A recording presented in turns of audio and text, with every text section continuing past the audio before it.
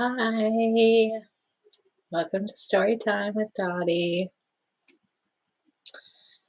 Hello to Kirk and Sue Finelli. What's happening?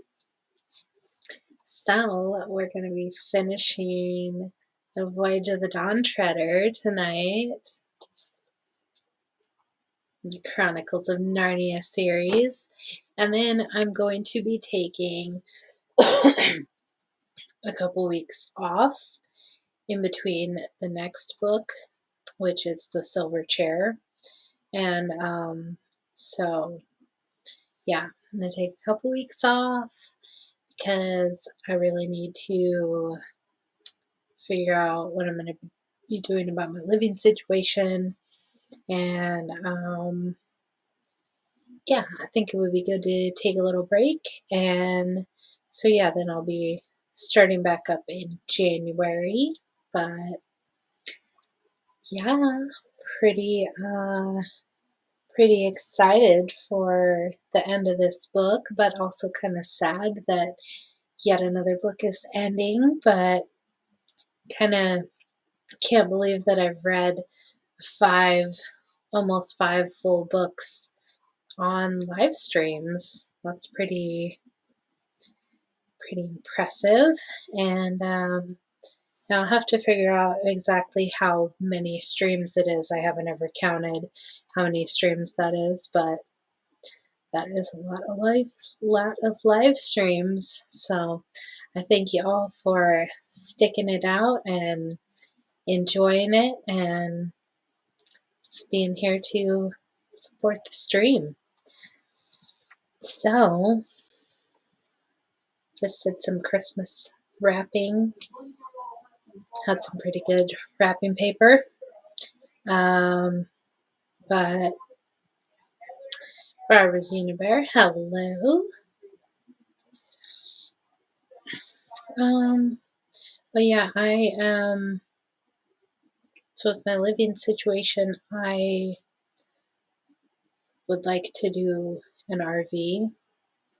If I could build a tiny house for my price range, I would love to do that, but I don't know that I can unless everyone wants to volunteer time and resources to building my house with me. But yeah, I think I would really like to live in an RV for now, and then figure out how to acquire some land, and then maybe build my tiny house then, or maybe build some other kind of house. Just never know. But I think I'm definitely leaning towards the RV most. So yeah, that's where I'm at with that. But yeah, I am also, I need a more full-time job, but kind of wondering if I should just like dive headfirst into being an artist full-time. Might be a better avenue, because working for other people is just, it can be quite annoying, and yeah, just dealing with corporate policies and whatnot gets tiring. But yeah, I've got some of my domes over here drying, and then I'm going to be making some really cool tumblers. They're going to be conspiracy cups, so I will show those off when they are made for sure. Super excited for them. But I think we should get into it. The Voyage of the Dawn Treader, Chapter 15, The Wonders of the Last Sea. Very soon after they had left Ramandu's country, they began to feel that they had already sailed beyond the world. All was different. For one thing, they all found that they were needing less sleep. One did not want to go to bed, nor to eat much, nor even to talk except in low voices. Another thing was the light. There was too much of it. The sun, when it came up each morning, looked twice, if not three times, its usual size. And every morning, Eric, hello, every morning, which gave Lucy the strangest feeling of all, the huge white birds, singing their song with human voices in a language no one knew, streamed overhead and vanished astern on their way to their breakfast at Aslan's table. A little later, they came flying back and vanished into the east. How beautifully clear the water is, said Lucy to herself as she leaned over the port side early in the afternoon of the second day. And it was. The first thing that she noticed was a little black object about the size of a shoe, traveling along at the same speed as the ship.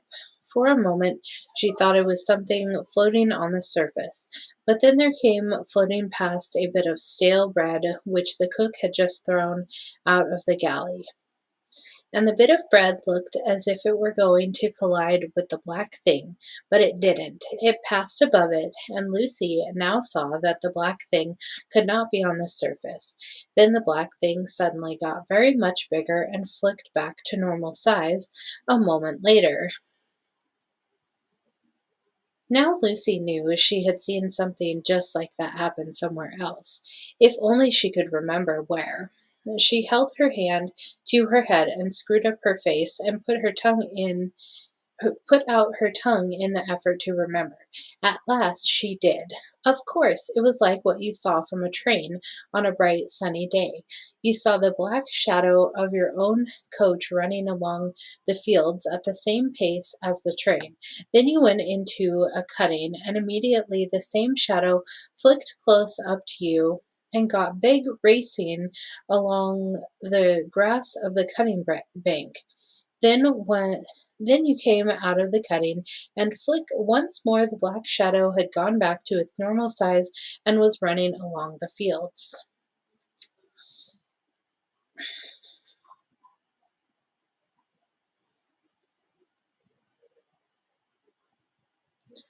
Today I was delivering a DoorDash to a gated community. Girl at the gate tried to point a thermometer gun at my head. So what are you doing? It was crazy.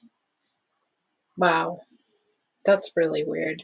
I was at Walmart and this guy walked past me and said, "Mask, please." And I was like so taken aback. I was like already past him and kept walking, but I'm just like, that's the first time someone said anything to me in a long time. It's been a really long time. And, and I just, yeah, I was just totally caught off guard. People are insane.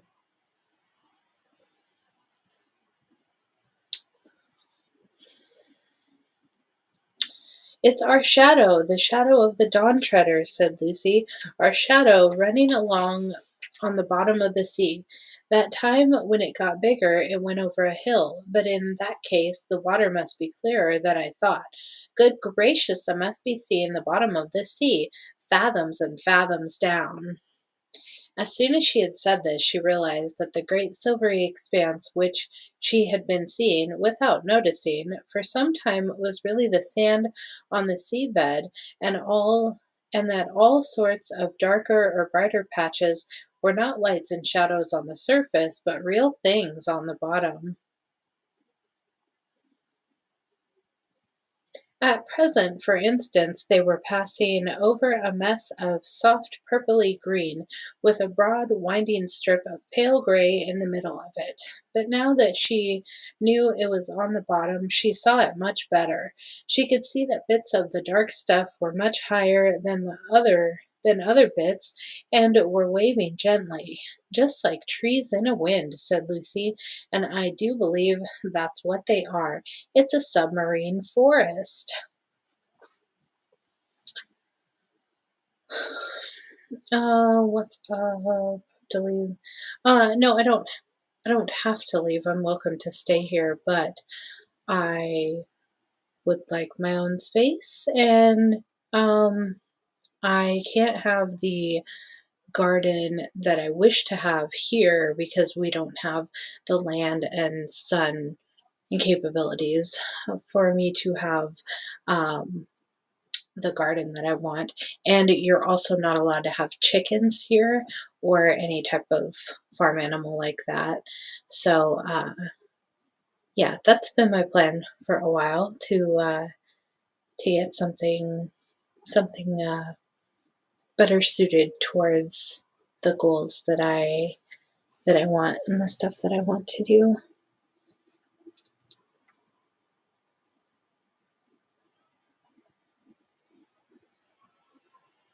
Was the Walmart employee or just some dude? It was just some dude, just some random customer, just walking by, just said mask, please, and was it was beyond weird. People were really, I mean, they're just really quite crazy. Can't have animals on your own property. What the hell is that? Yeah, you can have dogs or cats. And yeah, so, and you could probably have, like hamsters or like fish or whatever. And, but yeah, no chickens or anything like that, which I could understand not having a rooster because they crow and are loud, but chickens, they're quiet. They just stay in their coop and uh, I don't know. And then they free range in your yard, but it's all good, you know. I'm sure there's something around here that I can find. So wouldn't call that private property if you can't even have a farm animal. Yeah, it's not really that private. We're in a gated community, so it's it's not as strict as an HOA neighborhood, but there are rules that you have to abide by. So it's all good. Like it's nice here, but yeah, definitely not my permanent location. So yeah.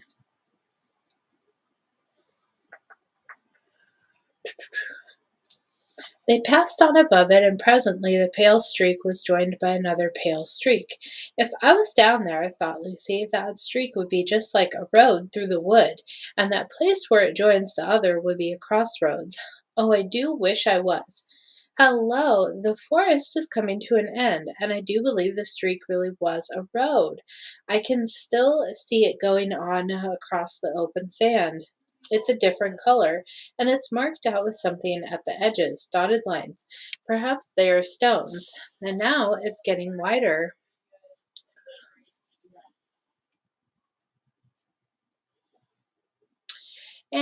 But it was not really getting wider, it was getting nearer. She realized this because of the way in which the shadow of the ship came rushing up toward her, and the road, she felt sure it was a road now, began to go in zigzags.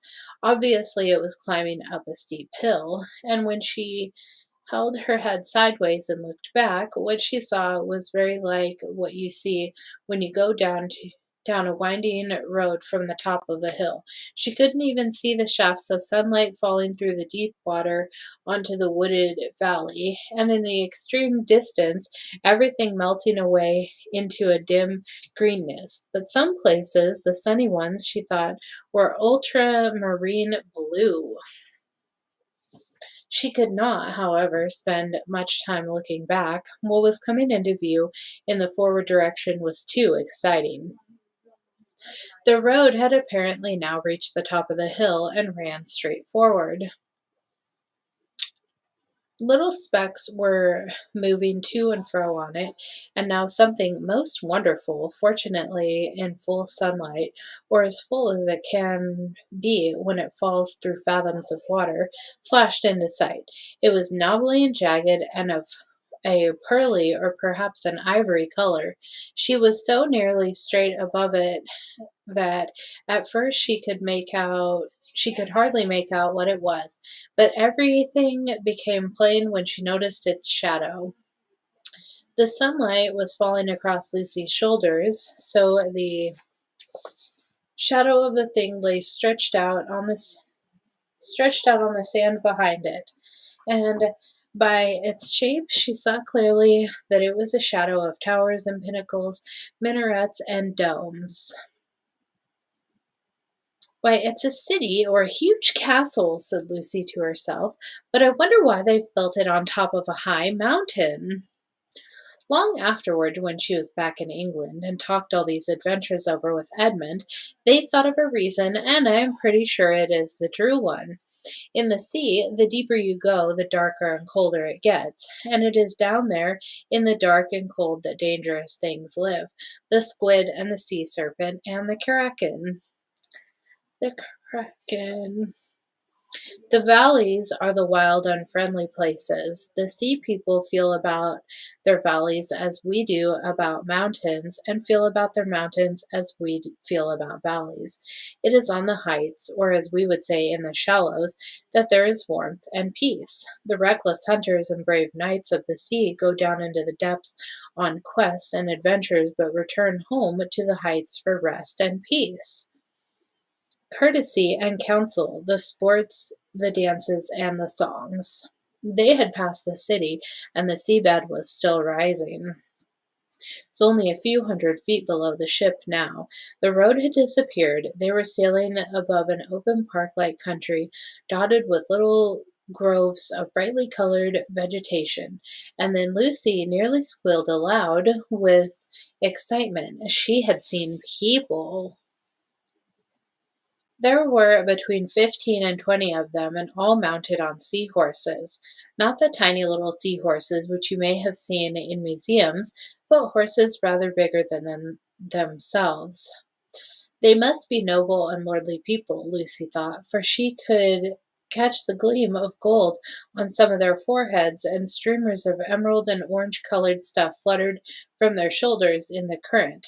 Then "Oh, bother these fish," said Lucy, for a whole shoal of small fat fish swimming quite close to the surface had come between her and the sea people.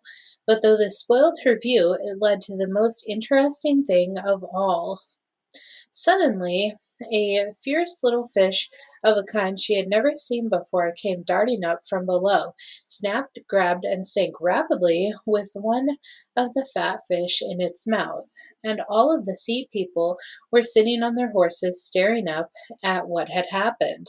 They seemed to be talking and laughing, and before the hunting fish had got back to them with its prey, another of the same kind came up from the sea people.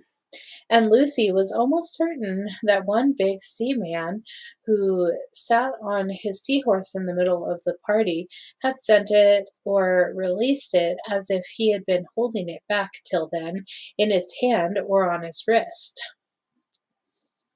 "Why, I do declare," said Lucy, "it's a hunting party, or more like a hawking party. Yes, that's it. They ride out with these little fierce fish on their wrists, just as we used to ride out with falcons on our wrists when we were kings and queens of Cair long ago.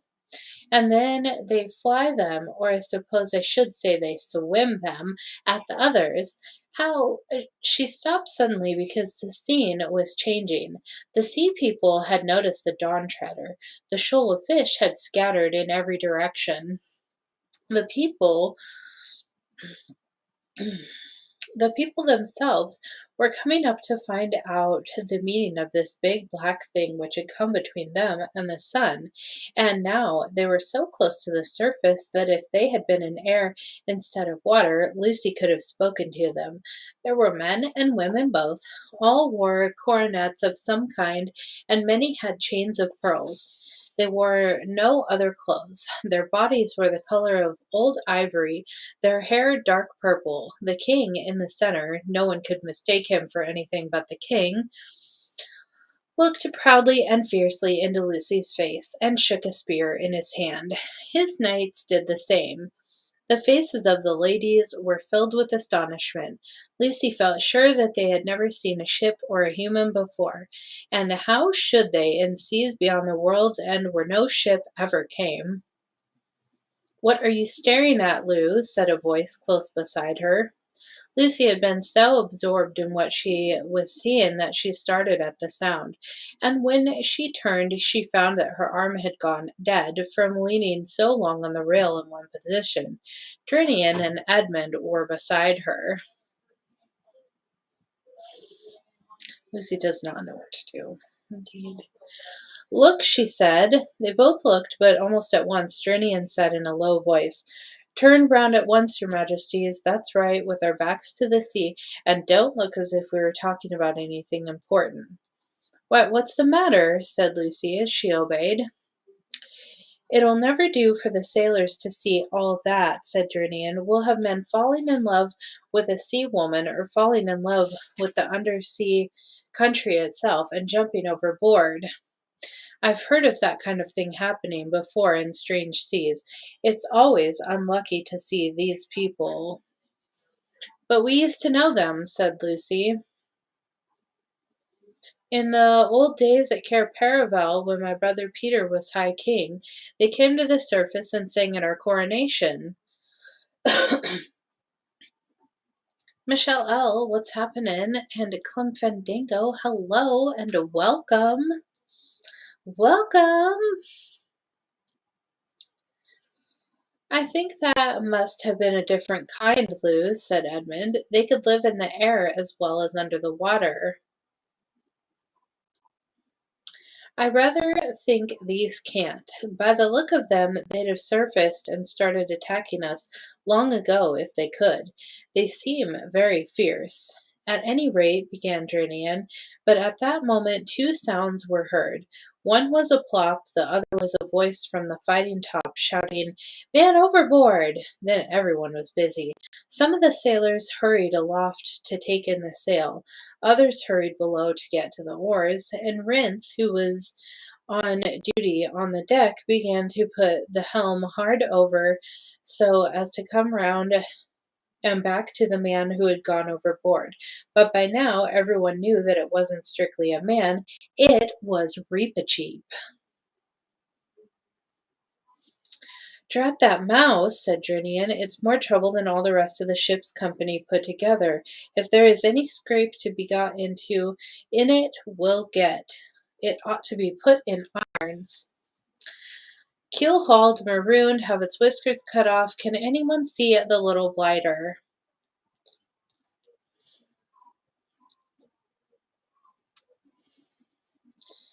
All this didn't mean that Drinian really disliked Reepicheep. On the contrary, he liked him very much and was therefore frightened about him. And being frightened put him in a bad temper, just as your mother is much angrier with you for running out into the road in front of a car than a stranger would be. No one, of course, was afraid of Reepicheep's drowning, for he was an excellent swimmer, but the three who knew what was going on below the water were afraid of those long, cruel spears in the hands of the sea people. In a few minutes, the Dawn Treader had come round, and everyone could see the black blob in the water, which was Reepicheep. He was chattering with the greatest excitement, but as his mouth kept on getting filled with water, nobody could understand what he was saying. "He'll blurt the whole thing out if we don't shut him up," cried Drinian. To prevent this, he rushed to the side and lowered a rope himself, shouting to the sailors, all right, back to your places. I hope I can heave a mouse up without help." And as Reepicheep began climbing up the rope, not very nimbly because his wet fur made him heavy, Drinian leaned over and whispered to him, "Don't tell, not a word. What y'all getting you for Christmas?" "I mean, you're just lucky to be blessed with our presents." "I don't even know." If you were closer, I would give you some jam, but you're not closer, and it's quite expensive to ship it. But yeah, see, Barbara says you can have coal, which I agree with that too. Coal and jam, you know. They've been good and bad. That's funny. Um, I got, well, my granny got them, but I went out and bought them because granny doesn't really leave the house. But uh, my mom wanted some new bath mats, and so I got her uh, some new ones. And yeah, I got granny a couple books that she wanted. She likes to do these fill-in puzzle books, and so I got her one that she really likes. And then she likes to do extreme dot to dots, so got her one of those as well, and some new slippers. So yeah, I get a couple more things for Trent, and then finish wrapping. But yeah, doing pretty good. What kind of jam? Well, I mean, I have made blackberry, made mixed berry, um, and then I have also, the last one I made was pineapple, peach, mango, strawberry, jalapeno, and that one was quite good, quite good. And I need to make some more blackberry right now, and yeah, I'm gonna take some blackberry jam to my meetup on Saturday. So give some people some jam, and I'll have my domes, and I think I'll have one of my conspiracy cups made so that people can see an option for them of what I can do. So pretty excited about that. Can you order my jam? Did I say extreme dot to dots? Yes, I did say extreme dot to dots. And when I say extreme, I mean they have hundreds of dots, sometimes even thousands of dots. They are extreme. Blackberry, the best ever. That's big facts right there. Blackberry is so good, so good. And can you order my jam? I mean, you can message me, and I'm sure we can work something out. It's just, it gets expensive shipping them, and so I feel bad charging like such an amount for shipping when it's only, a $7 jar. It's only a pint. It's not a lot of jam.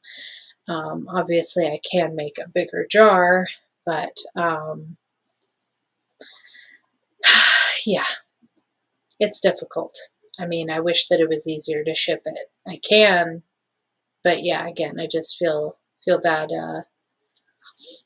um, charging so much for such a small jar. So yeah, what's up with Zulu One? Are we ever going to have trivia again? I do not know. Yeah, do not know. He currently doesn't want to do it. And that's about all I know. Gladly pay for shipping from the bears. Okay, yeah, I mean, message me. And I'm sure we can figure something out. But yeah, I really miss trivia. I hope that it starts up again. I mean, I don't know. We just kind of have to see. So, but when the dripping mouse had reached the deck, it turned out not to be at all interested in the sea people. Sweet, he cheeped. Sweet, sweet. What are you talking about? Asked Straining crossly. And you needn't shake yourself all over me, either. I tell you the water's sweet, said the mouse. Sweet, fresh. It isn't salt. For a moment no one quite took in the importance of this, but then Reepicheep once more repeated the old prophecy. Where the waves grow sweet, doubt not, Reepicheep, there is the utter east. Then at last everyone understood. Let me have a bucket, Rhino, said Drinian. It was handed to him, and he lowered it, and up it came again. The water shone in it like glass. Perhaps your majesty would like to taste it first, said Drinian to Caspian. The king took the bucket in both hands, raised it to his lips, sipped, then drank deeply and raised his head. His face was changed. Not only his eyes, but everything about him seemed to be brighter. Yes, he said, it is sweet. That's real water, that. I'm not sure that it isn't going to kill me, but it is the death I would have chosen known about it if I'd known about it till now. What do you mean? Asked Edmund. It it's like light more than anything else, said Caspian. That is what it is, said Reepicheep. Drinkable light. We must be very near the end of the world now.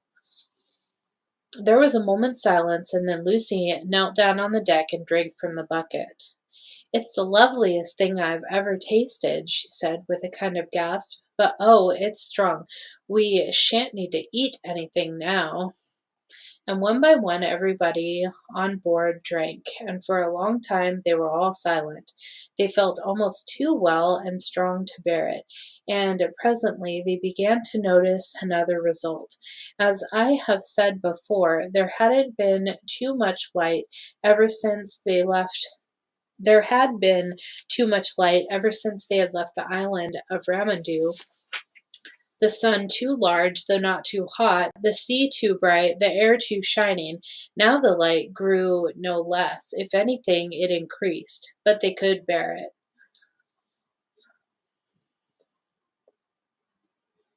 They could look straight up at the sun without blinking. They could see more light than they had ever seen before, and the deck and the sail and their own faces and bodies became brighter and brighter, and every rope shone. And next morning, when the sun rose, now 5 or 6 times its old size, they stared hard into it and could see the very feathers of the birds that came flying from it. Hardly a word was spoken on board all that day, till about dinner time. No one wanted any dinner. The water was enough for them. Drinian said, I can't understand this. There is not a breath of wind. The sail hangs dead. The sea is as flat as a pond, and yet we drive on as fast as if there were a gale behind us.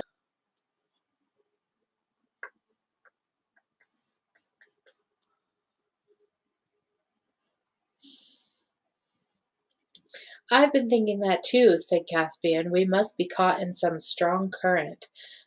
Said Edmund. That's not so nice if the world really has an edge and we're getting near it. You mean, said Caspian, that we might be just, well, poured over it?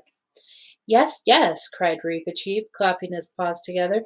That's how I've always imagined it, the world like a great round table, and the waters of all the oceans endlessly pouring over the edge. The ship will tip up, stand on her head. For one moment we shall see over the edge, and then down, down, the rush, the speed. And what do you think will be waiting for us at the bottom, eh? Said Drinian. Aslan's country, perhaps, said the mouse, its eyes shining. Or perhaps there isn't any bottom. Perhaps it goes down for ever and ever. But whatever it is, won't it be worth anything just to have looked for one moment beyond the edge of the world? But look here, said Eustace, this is all rot. The world's round. I mean, round like a ball, not like a table. Our world is, said Edmund, but is this? Is Narnia the flat world? Are we in Narnia? Is that where we're actually at right now? That would be legit.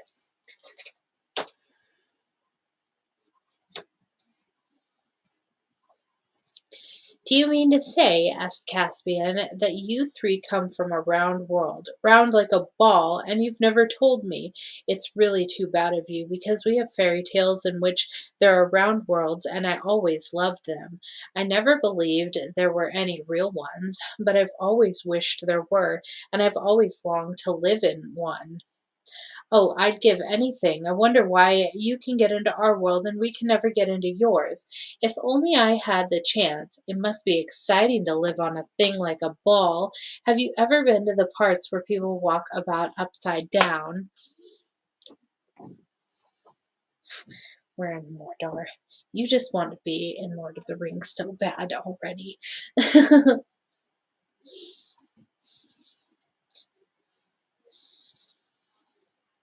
Edmund shook his head. "And it isn't like that," he added. "There's nothing particularly exciting about a round world when you're there." Exactly, there's not. Oh, okay, chapter 16, the very end of the world. Reepicheep was the only person on board besides Drinian and the two Pevensies who had noticed the sea people. He had dived in at once when he saw the king shaking his spear, for he regarded this as a sort of threat or challenge and wanted to have the matter out there and then. The excitement of discovering that the water was now fresh had distracted his attention, and before he remembered the sea people again, Lucy and Drinian had taken him aside and warned him not to mention what he had seen. As things turned out, they need hardly have bothered, for by this time the Dawn Treader was gliding over a part of the sea which seemed to be uninhabited. No one except Lucy saw anything more of the sea people, and even she had only one short glimpse. All morning on the following day, they sailed. Hello, 888 Industries 6400 150, for fuck's sake. Huh, terrible. Um, as things turned As things turned out, they need hardly have bothered, for by this time the Dawn Treader was gliding over a part of the sea which seemed to be uninhabited. No one except Lucy saw anything more of the people, and even she had only one short glimpse. All morning on the following day they sailed in fairly shallow water, and the bottom was weedy. Just before midday, Lucy saw a large shoal of fishes grazing on the weed. They were all eating steadily and all moving in the same direction, just like a flock of sheep, thought Lucy. Suddenly she saw a little sea girl of about her own age in the middle of them, a quiet, lonely-looking girl with a sort of crook in her hand. Lucy felt sure that this girl must be a shepherdess, or perhaps a fish herdess, and that the shoal was really a flock at pasture. Both the fishes and the girl were quite close to the surface, and just as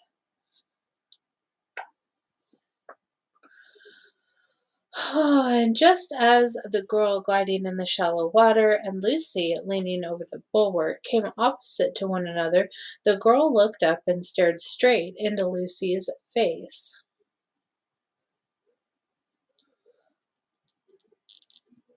Neither could speak to the other, and in a moment the sea girl dropped astern. But Lucy will never forget her face. It did not look frightened or angry like those of the other sea people. Lucy had liked that girl, and she felt certain the girl had liked her.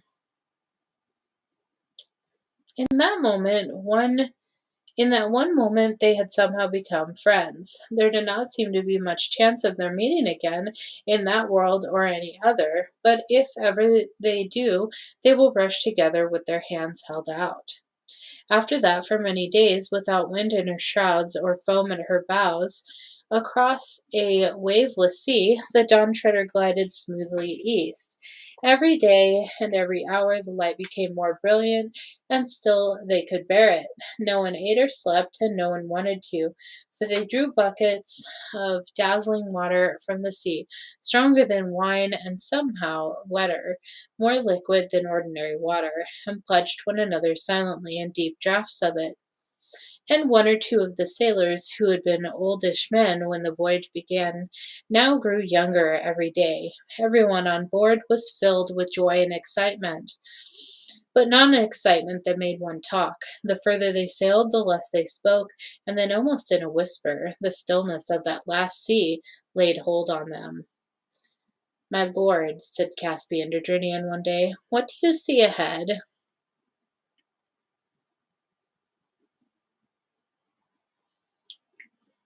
"Sire," said Drinian, "I see whiteness all along the horizon from north to south, as far as my eyes can reach."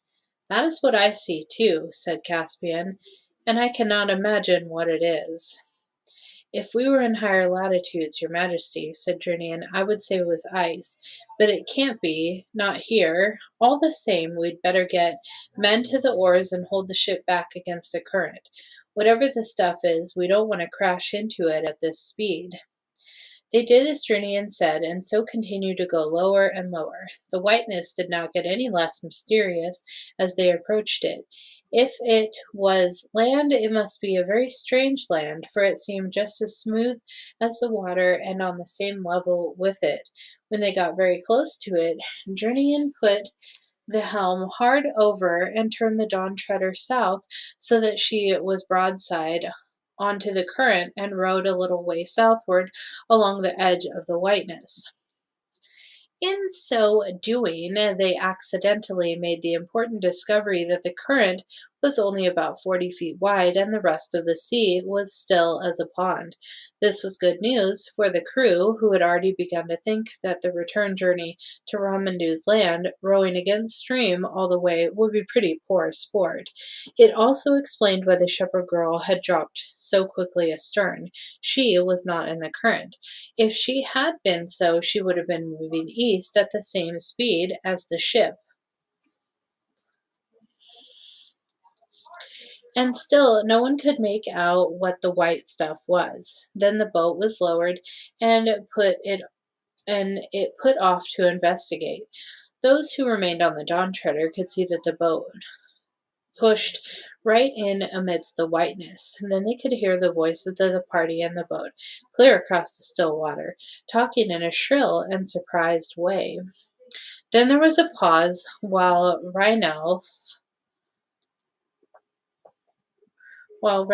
in the bows of the boat took a sounding, and when, after that, the boat came rowing back, there seemed to be plenty of the white stuff inside her. Everyone crowded to the side to hear the news. How can you accidentally make a discovery? The only way you can discover something is to look for it, right? Um, I mean, not really, because if you're looking for something, but then you find something else, then that would be the discovery. So, I mean, most things are discovered by accident, really, because you, you know, you thought that you were going to cut into an atom and there was nothing inside of it, and you cut into it and it, like, a whole mess of crap came out of it.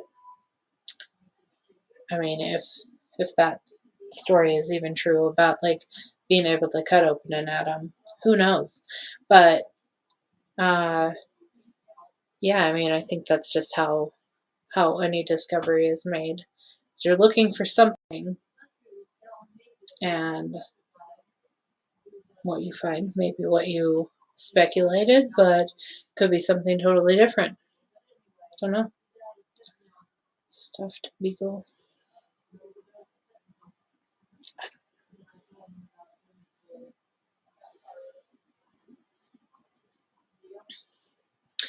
And still no one could make out what the white stuff was. Then the boat was lowered and put off.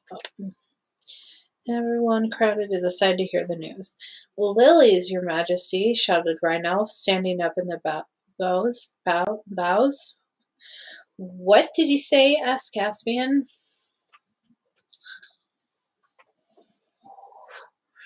Blooming lilies, your majesty, said Rhinoff, same as in a pool or in a garden at home. Look, said Lucy, who was in the stern of the boat. She held up her wet arms, full of white petals and broad flat leaves. What's the depth, Rhinoff? Asked Drinian. That's the funny thing, Captain, said Rhinoff. It's still deep, 3.5 fathoms clear. They can't be real lilies, not what we call lilies, said Eustace.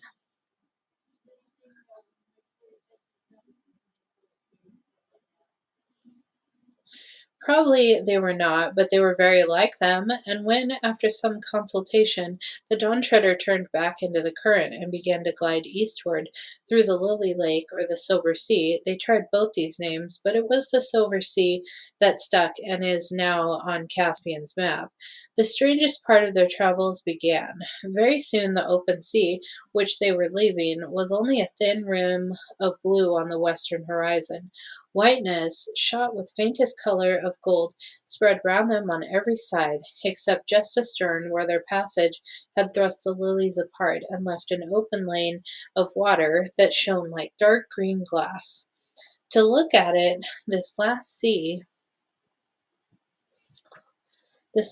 was very like the Arctic, and if their eyes had not by now grown as strong as eagles, the sun on all that whiteness, especially at early morning when the sun was hugest, would have been unbearable.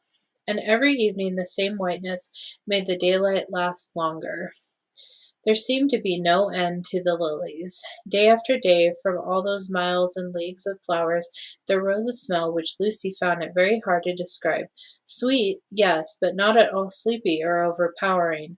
A fresh, wild, lonely smell that seemed to get into your brain and make you feel that you could go up mountains at a run or wrestle with an elephant. She and Caspian said to one another, I feel that I can't stand much more of this, yet I don't want it to stop.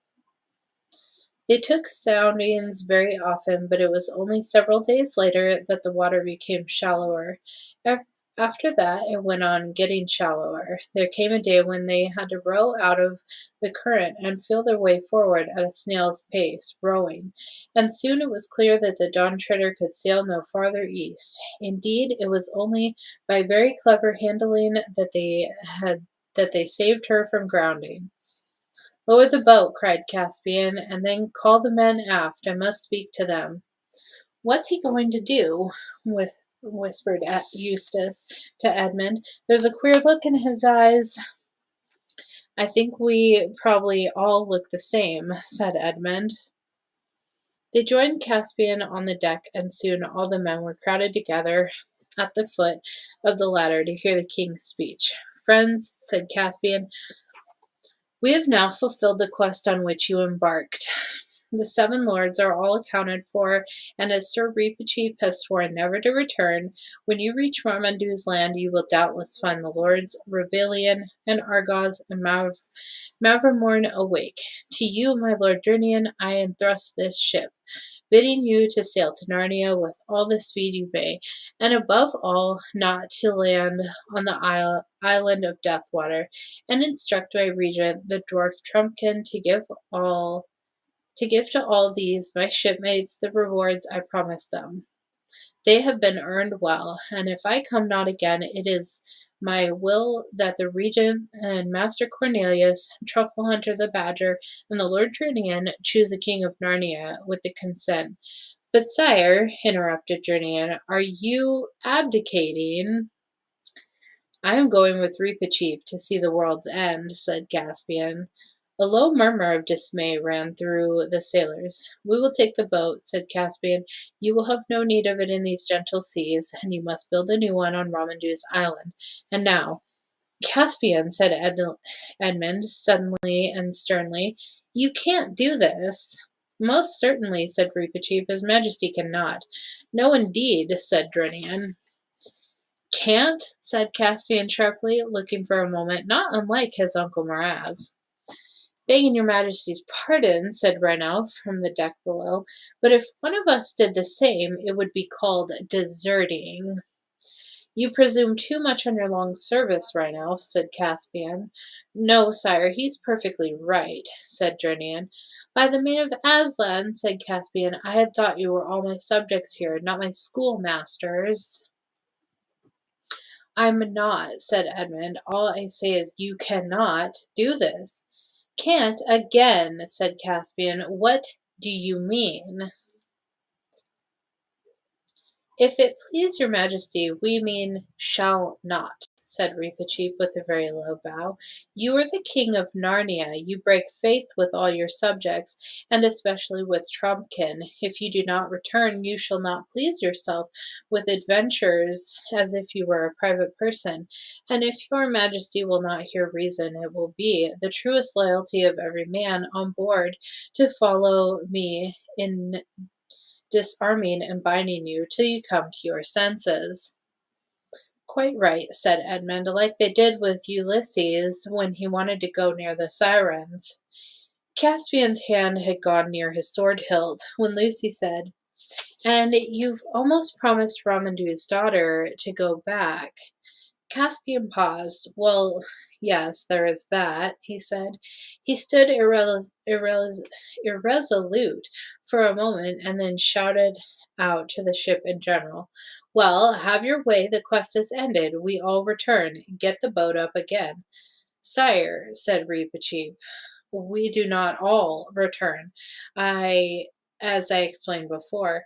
"Silence!" thundered Caspian. "I've been lessoned, but I'll not be baited. Will no one silence that mouse?" "Your Majesty promised," said Reepicheep, "to be good lord to the talking beasts of Narnia." "Talking beasts, yes," said Caspian. "I said nothing about beasts that never stop talking." And he flung down the ladder in a temper and went into the cabin, slamming the door. But when the others rejoined him a little later, they found him changed. He was white, and there were tears in his eyes. "It's no good," he said. "I might as well have behaved decently for all the good I did with my temper and swagger. Aslan has spoken to me. No, I don't mean he was actually here. He wouldn't fit into the cabin, for one thing. But that gold lion's head on the wall came to life and spoke to me. It was terrible. His eyes. Not that he was at all rough with me, only a bit stern at first, but it was terrible all the same. And he said, oh, I can't bear it. The worst thing he could have said. You're to go on, Reap and Edmund and Lucy and Eustace, and I'm to go back, alone and at once. And what is the good of anything?"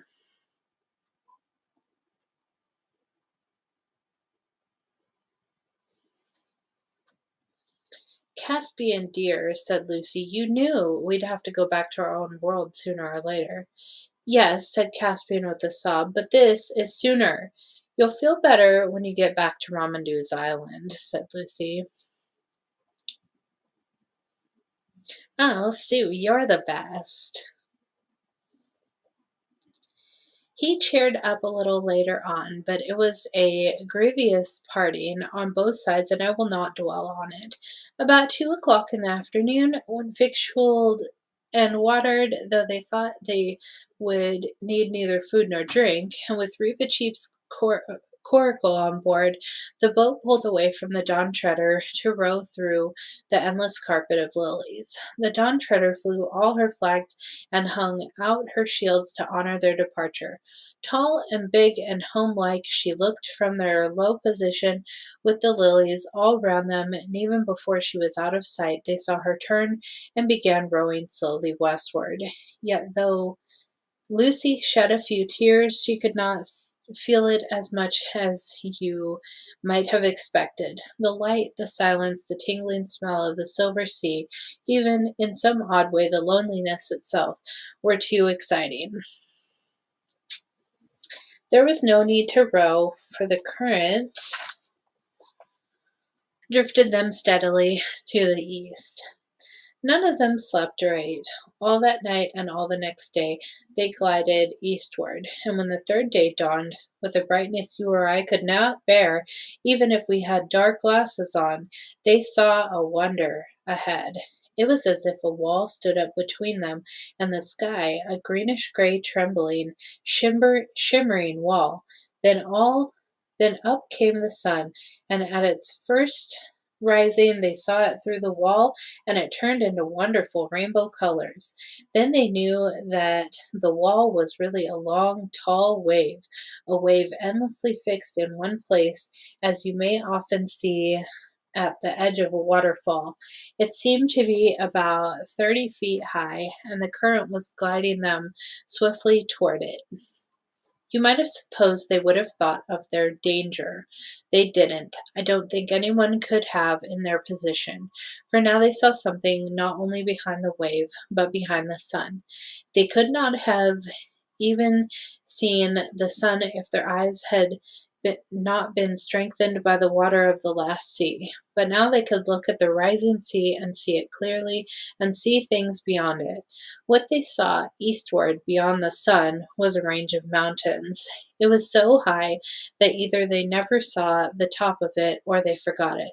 None of them remember seeing any sky in that direction, and the mountains must really have been outside the world, for any mountains, even a quarter of the 20th of that height, ought to have had ice and snow on them, but these were warm and green and full of forests and waterfalls, however high you looked. And suddenly there came a breeze from the east, tossing the top of the wave into foamy shapes and ruffling the smooth water all round them. It lasted only a second or so, but what it brought them in that second none of those three children will ever forget. It brought both a smell and a sound, a musical sound. Edmund and Eustace would never talk about it afterward. Lucy could only say, "It would break your heart." "Why," said I, "was it so sad?" "Sad? No," said Lucy. No one in that boat doubted that they were seeing beyond the end of the world into Aslan's country. At that moment, with a crunch, the boat ran aground. The water was too shallow now for it. "This," said Reepicheep, "is where I go on alone." They did not even try to stop him, for everything now felt as if it had been fated or had happened before. They helped him to lower his little coracle, then he lifted off his sword. "I shall need it no more," he said, and flung it far away across the lilied sea. Where it fell, it stood upright with the hilt above the surface. Then he bade them good-bye, trying to be sad for their sakes, but he was quivering with happiness. Lucy, for the first and last time, did what she had always wanted to do, taking him in her arms and caressing him. Then hastily he got into his coracle and took his paddle, and the current caught it, and away he went, very black against the lilies. But no lilies grew on the wave. It was a smooth, green slope. The coracle went more and more quickly, and beautifully it rushed up the wave's side. For one split second they saw its shape, and Reepicheep's on the very top. Then it vanished, and since that moment no one could truly claim to have seen Reepicheep the mouse. But my belief is that he came safe to Aslan's country and is alive there to this day. As the sun rose, the sight of those mountains outside the world faded away. The wave remained, but there was only blue sky behind it. The children got out of the boat and waited, not toward the wave, but southward with the wall of water on their left. They could not have told you why they did this. It was their fate. And though they had felt and been very grown up on the Dawn Treader, they now felt just the opposite, and held hands as they waded through the lilies. They never felt tired. The water was warm, and all the time it got shallower. At last they were on dry sand and then on grass, a huge plain of very fine, short grass, almost level with the silver sea, and spreading in every direction without so much as a molehill. And of course, as it always does in a perfectly flat place without trees, it looked as if the sky came down to meet the grass in front of them. But as they went on, they got the strangest impression that here, at last, the sky did really come down and join the earth. A blue wall, very bright, but real and solid, more like glass than anything else. And soon they were quite sure of it. It was very near now. But between them and the foot of the sky there was something so white on the green grass, that even with their eagle's eyes they could hardly look at it. They came on and saw that it was a lamb. "Come and have breakfast," said the lamb in its sweet milky voice. Then they noticed for the first time that there was a fire lit on the grass and fish roasting on it. They sat down and ate the fish, hungry now for the first time for many days. And it was the most delicious food they had ever tasted. "Please, lamb," said Lucy, "is this the way to Aslan's country?" "Not for you," said the lamb. "For you, the door into Aslan's country is from your own world." "What?" said Edmund. "Is there a way into Aslan's country from our world too?" "There is a way into my country from all the worlds," said the lamb. But as he spoke his snowy white flushed into tawny gold, and his size changed, and he was Aslan himself, towering above them and scattering light from his mane. "Oh, Aslan," said Lucy, "will you tell us how to get into your country from our world?" "I shall be telling you all the time," said Aslan, "but I will not tell you how long or short the way will be, only that it lies across a river. But do not fear that, for I am the great bridge builder. And now come, I will open the door in the sky and send you to your own land." "Please, Aslan," said Lucy. "Before we go, will you tell us when we can come back to Narnia again, please? And oh, do make it soon." "Dearest," said Aslan very gently, "you and your brother will never come back to Narnia." "Oh, Aslan," said Edmund and Lucy both, together in despairing voices. "You are too old, children," said Aslan, "and you must begin to come close to your own world now." "It isn't Narnia, you know," sobbed Lucy. "It's you. We shan't meet you there, and how can we live, never meeting you?" "But you shall meet me, dear one," said Aslan. "Are you there too, sir?" said Edmund. "Am I reading the whole book tonight?" "No, just my normal 2 chapters. We're almost done. We're almost done with this book. We're about to end it, in fact." "I am," said Aslan, "but there I have another name. You must learn to know me by that name. This was the very reason why you were brought to Narnia, that by knowing me here for a little you may know me better there." "And is Eustace never to come back here either?" said Lucy. "Child," said Aslan, "do you really need to know that? Come, I am opening the door in the sky." Then all in one moment there was a rending of the blue wall, like a curtain being torn, and a terrible white light from beyond the sky, and the feel of Aslan's mane, and a lion's kiss on their foreheads, and then the back bedroom in Aunt Alberta's home in Cambridge. Only 2 more things need to be told. One is that Caspian and all his men came safely back to Ramandu's island, and the 3 lords woke from their sleep.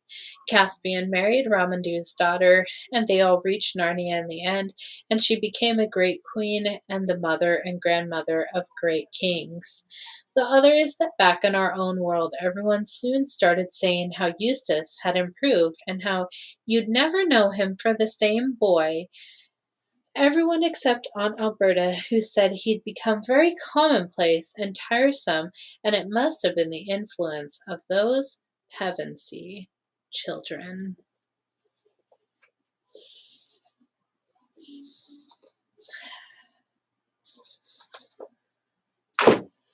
That is the end. The end of the Voyage and The Voyage of the Dawn Treader. I'm so sad for that book to be over. I thoroughly enjoyed it. Still definitely my favorite in the series. We still have 2 more to read in this series, but I'm going to be taking a break for the next couple weeks while I try and figure out my living situation, whatnot. But yeah, I will be back in January.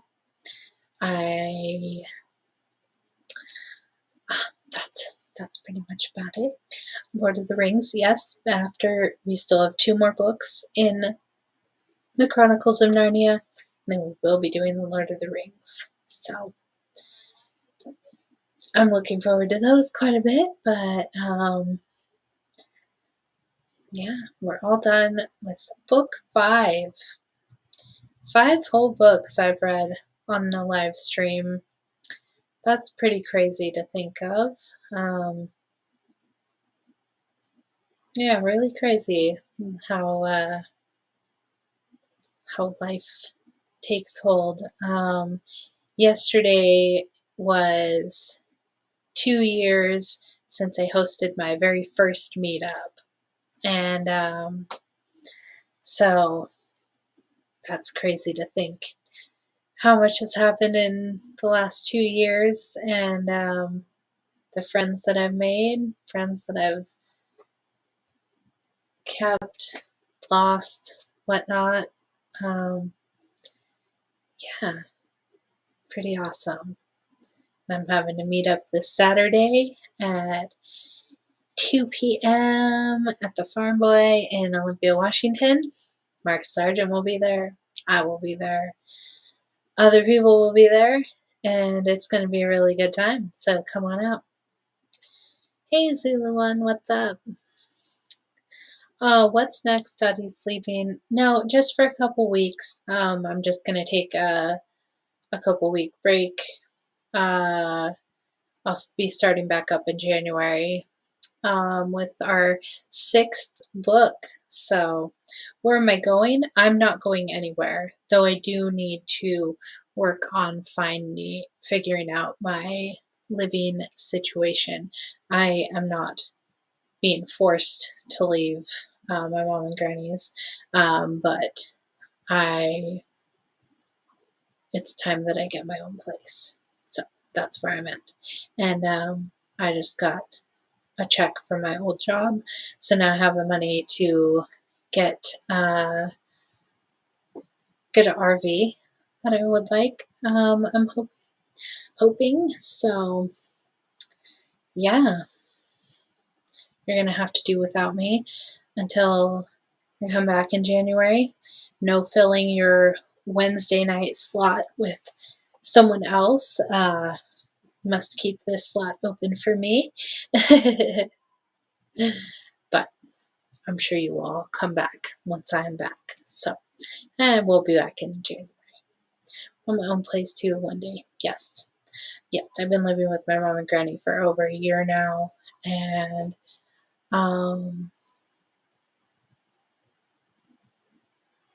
yeah, I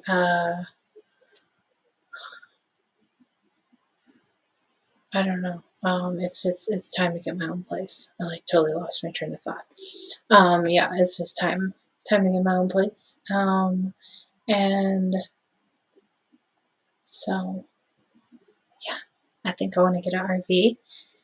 What am I going to get my boy for Christmas?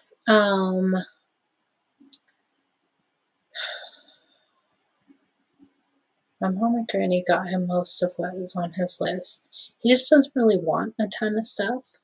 But I'll probably get him a movie video game, and then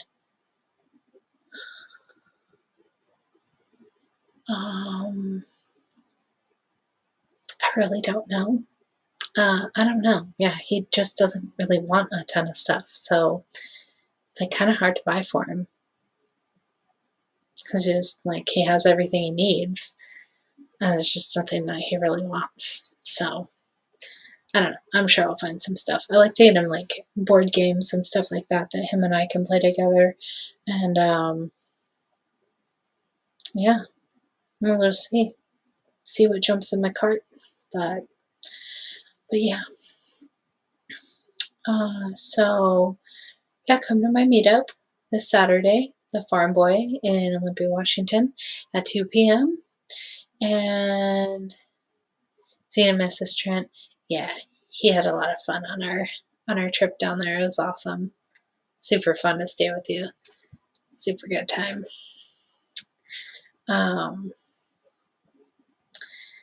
But trying to think anything else at all. Yeah, I'm going to be making one of my conspiracy cups, so look for pictures of those. When I come back to streams, I'll definitely show them off, and you'll be able to order your very own conspiracy cup from me. So it's a tumbler for hot or cold drinks, and it's going to be decorated all flat earthy, so I'm really excited about those. Don't worry, everything will work out. Yes, I think it will. I think it will. But yeah, definitely excited about possibly living in an RV. And then if I find land, then I can have my garden. I can have chickens. Like, there's so much that I want to do. And so getting my RV is definitely a big step towards all that. So super excited for it. But yeah, if you celebrate Christmas, I hope you have a great Christmas and a happy New Year. A happy fake New Year, because the real New Year is around my birthday in March. So that's for sure.